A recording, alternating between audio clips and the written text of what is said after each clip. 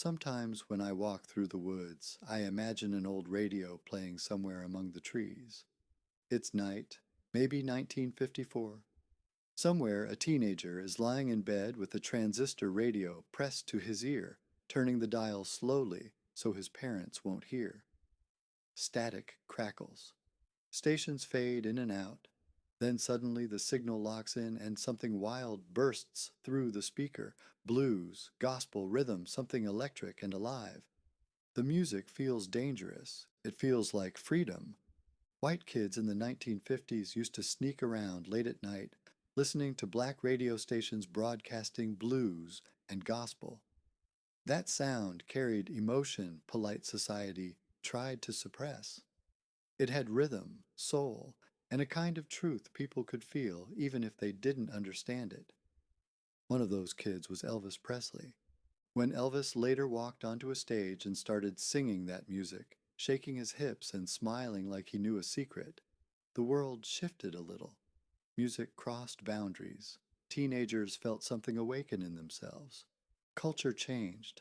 Sometimes when I walk through the woods, I imagine that same kind of moment happening again. But this time, the music is coming from the ecosystem itself. The wind in the leaves, the rhythm of a woodpecker, the bass line of a river tumbling over stones.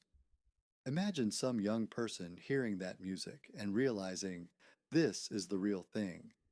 Imagine them stepping onto the cultural stage and turning ecosystems into the next great movement. That's when I start thinking about Eco-Elvis.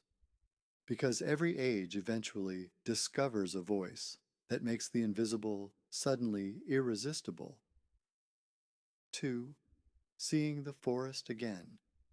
I love trees, and you should too. It sounds simple enough, but hidden inside that statement is something radical. Most of us don't really love trees. We see them as objects, matter standing quietly in the background of our lives. What we often miss is the qualia they express. Qualia are the lived qualities of experience: color, smell, sound, texture, taste, and meaning. The shimmering green of leaves in sunlight, the smell of sap in warm air, the rough texture of bark, the whisper of wind moving through branches. Evolution has trained us to notice qualia because it guides us toward useful things: food, shelter, safety. But the qualia itself always vanishes quickly from our thoughts as we chase the matter behind it. Yet humans have an unusual ability. We can hold qualia in mind. When we do, something interesting happens. We begin to form ideas. Contemplate a forest long enough and you begin to see something larger than trees. You see relationships, fungi trading nutrients with roots, birds spreading seeds, insects pollinating flowers. Eventually, you form a deeper concept. You see an ecosystem. A forest is not merely trees, it is a living network of relationships. And yet we often fail to notice it. We see landscapes, but we miss ecosystems. 3. Landscapes of time and space. Animals live mostly within one landscape. Even when they move around, they follow familiar landmarks and pathways their entire lives. A deer knows its feeding grounds and water sources. A wolf pack knows its territory. Animals watch the same landscape change over time. Humans do something different. We constantly change landscapes. Throughout history, we have migrated across continents, built cities, invented technologies, and reshaped environments. Instead of watching one landscape change, we watch time unfold through many landscapes. Alas, when we move too quickly through landscapes, we stop noticing the qualia that give them meaning. Qualia disappears when it is ignored, just like dreams. 4. The lucid dream of the forest. One day, while walking in a mountain forest, I noticed how every scene before me vanished as soon as it passed behind me. Sunlight flickered through branches. Rocks appeared and disappeared along the trail. Birds darted past and were gone. Each moment dissolved like a dream. Suddenly it struck me. I was awake, but I was also dreaming. Not because the forest was unreal, The trees certainly exist whether I was there or not. But the forest I experienced, the smell of soil, the sound of wind, the play of light, existed because I had brought myself and my awareness there. In that sense, I had created the forest in my waking dream. Thoughts behave the same way. Emotions rise and fall. Memories appear and vanish. Desires come and go like weather. But when we observe this process with a little lucidity, something changes. We become less trapped by it. Walking through life begins to resemble improvisational music. If you forget the words to a song, panic ruins the performance. When you feel lost, if you stay relaxed, you can pause, listen, improvise, and then find your way. The words to the song will come back to you like a gift.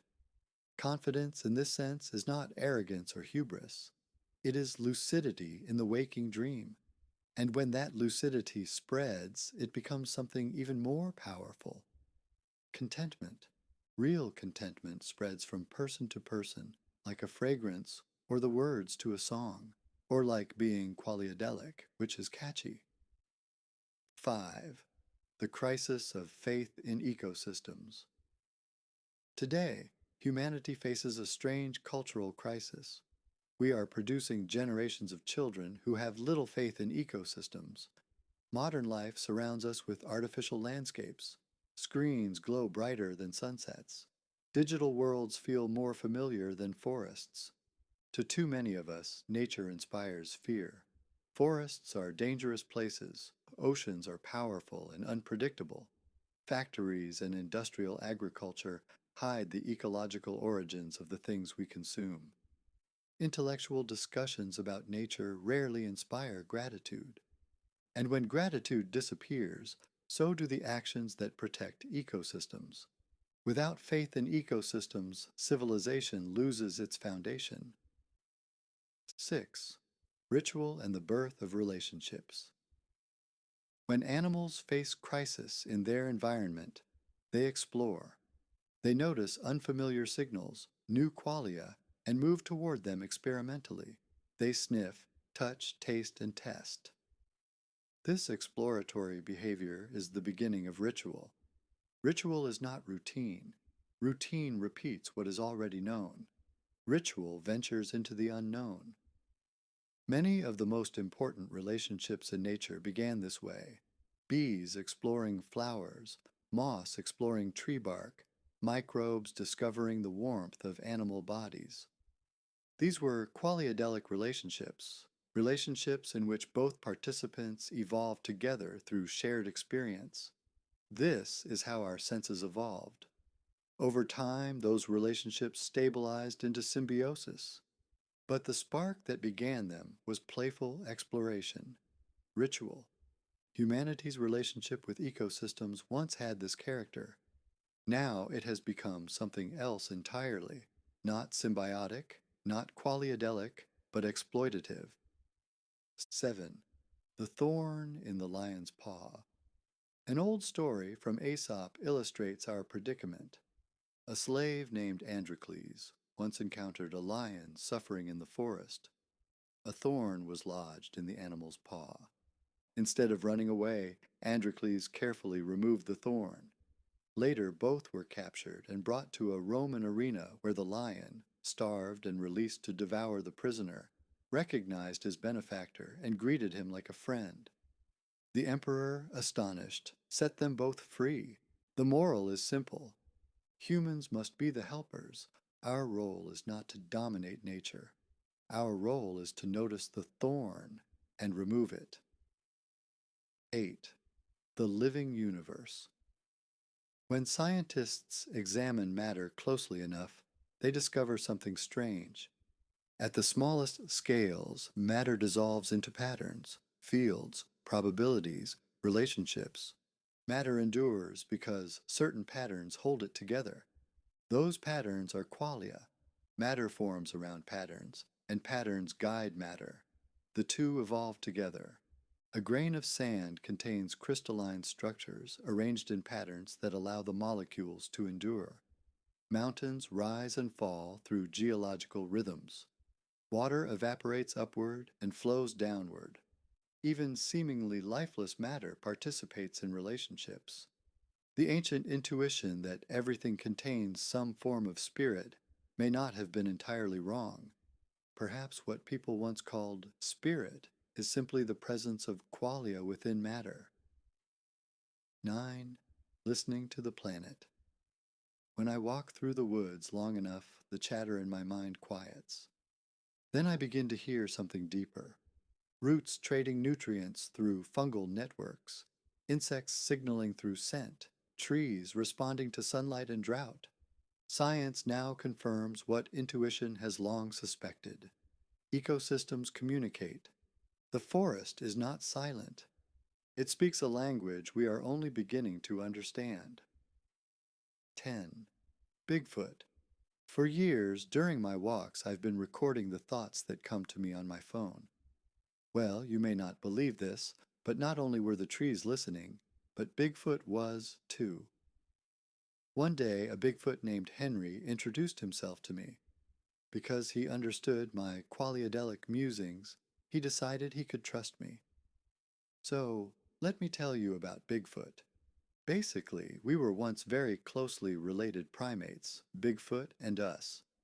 Somewhere along the way, though, a long, long time ago, we became focused on matter, while Bigfoot became focused on qualia. We evolved apart. Henry explained that all beings on the planet are open to qualia, but humans closed up when we became preoccupied with matter, with manipulating matter to suit our needs and desires. But it's still here in us. We have ancient Qualiadelic DNA that can come alive and work for us. It gets activated in a crisis. We just have to pay attention.